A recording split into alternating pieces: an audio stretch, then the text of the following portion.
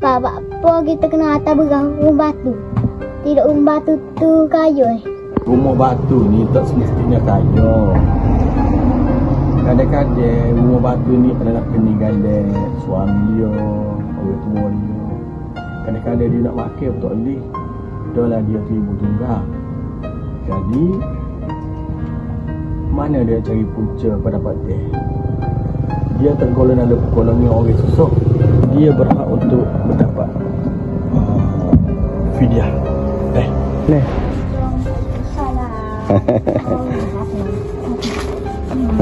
Tu berah tu untuk video. Video. Duit tu untuk zakat lah. Zakat.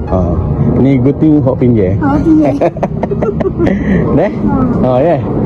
Yalah umur tu umur tinggi. Nama apa nama tinggi tu? Mana hak tinggi? Oh sakit tu. Kat ni ah. Okey dah. Okey. Okey lagi lu. Ada. Ini lu. Kaki. Baiknya. Ada. Okey. Botol ni ada banyak. Batu ni.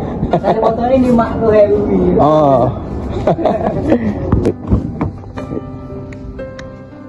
Bisa. Oh ya. Tu orang balik. Apa tu? Cepat ye lagi. Nombor depan, nombor tinggi tu. Nah, okey. Ni bukan ni. Tangguh. Kayu. Nombor kayu lagi. Agak tudung tu.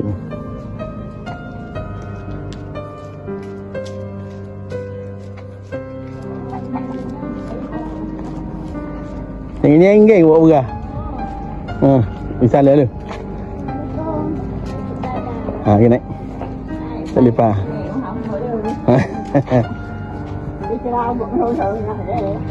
Boleh naik dah ni.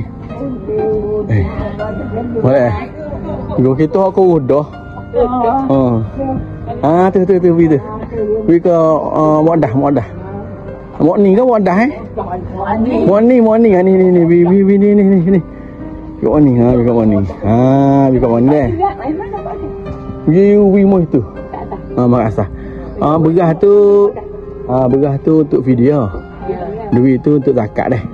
Salah. Ni salah. Ya gimana anak malai ya. Ni.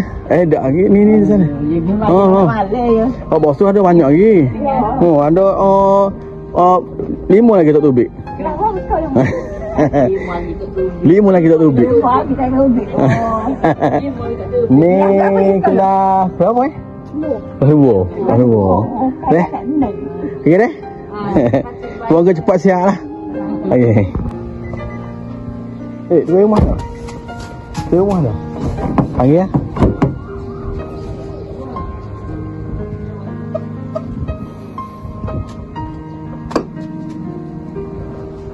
Ambil tu boleh dek.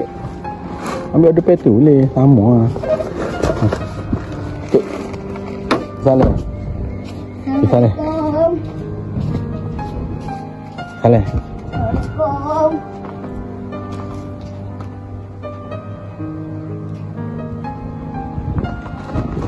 Lagi. Assalamualaikum. Lagi naik. Tak apa. Ajar budak. Tak apa lah. Baby. Salah dulu. Orang apa aja? Salah. Ana ambil ni. Tu. Berah tu untuk video. Duit tu zakat.